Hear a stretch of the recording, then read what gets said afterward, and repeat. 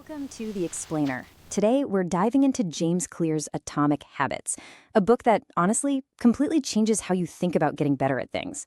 If you've ever felt like you're just spinning your wheels, trying to build a good habit or kick a bad one, then what we're about to cover could be a real game changer for you.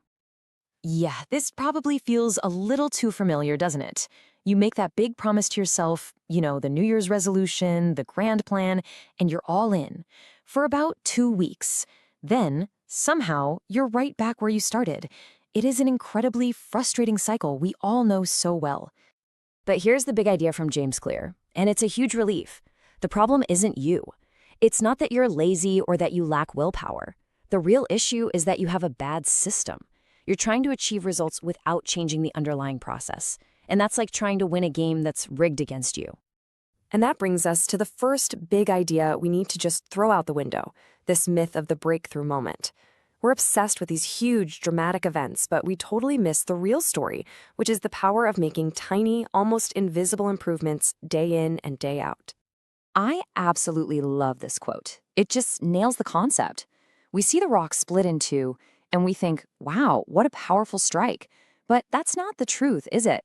The real work was in the 100 taps that came before, the ones that looked like they were doing nothing at all.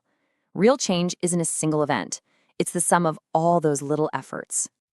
So why do we give up so easily? Well, it's because we think progress should look like a straight line going up, but it almost never does.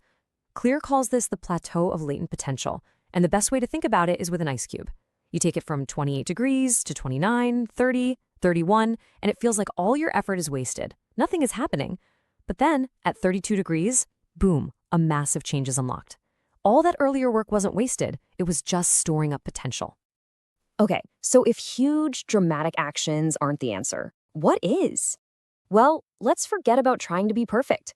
What if you just aim to get 1 tiny % better every single day? It sounds like nothing, right?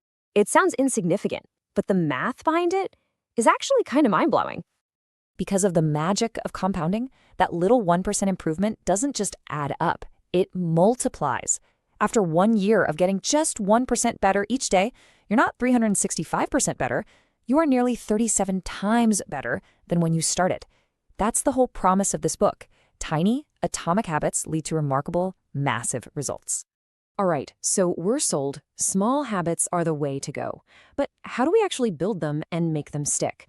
Well, first, we have to understand the science behind them. Turns out, every single habit you have, whether it's good or bad, follows the exact same simple 4-step pattern.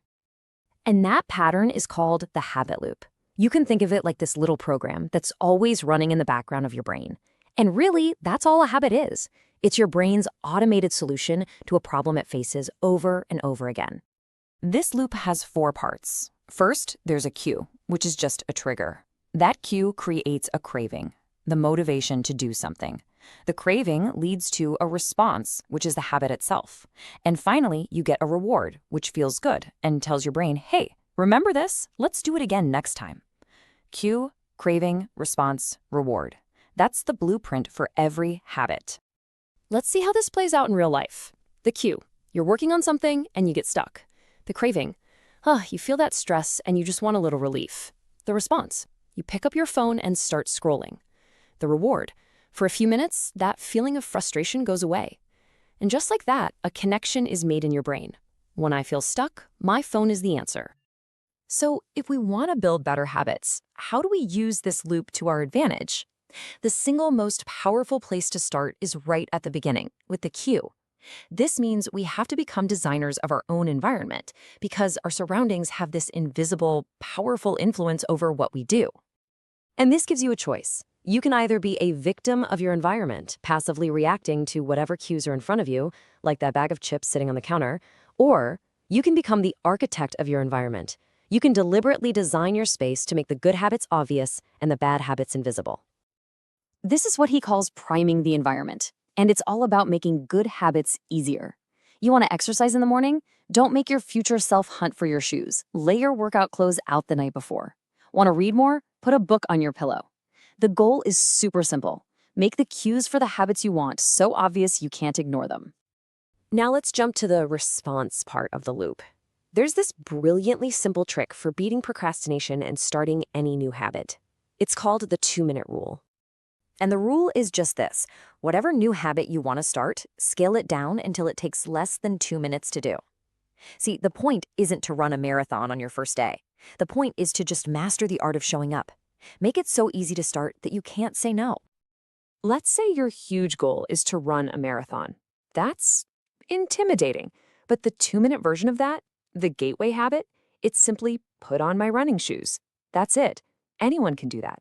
And once you've become the kind of person who always puts their running shoes on, well, then you can worry about walking for 10 minutes and then maybe running a 5K and so on. Now, all of these strategies are incredibly practical and useful, but they're all pointing towards a much, much deeper idea. Because building better habits isn't really about changing what you do. Ultimately, it's about changing who you are. Think about it like this. Your habits are how you cast votes for your identity. Every time you write one sentence, you're providing evidence that you're a writer. Every time you do one push-up, you're reinforcing the identity of a healthy person. Your actions are constantly shaping your beliefs about yourself. This, for me, is the single most powerful line in the entire book. Every action you take is a vote for the type of person you wish to become. Laying out your gym clothes, that's a vote for, I'm a person who exercises. Reading one page of a book, that's a vote for, I'm a reader. These little votes, they add up. Day after day, they are what build your identity. Which brings us to the only question that really matters right now. The journey to becoming 37 times better doesn't start tomorrow with some huge heroic act. It starts today. It starts right now with one tiny vote. So who do you want to become, and what's the first vote you're going to cast?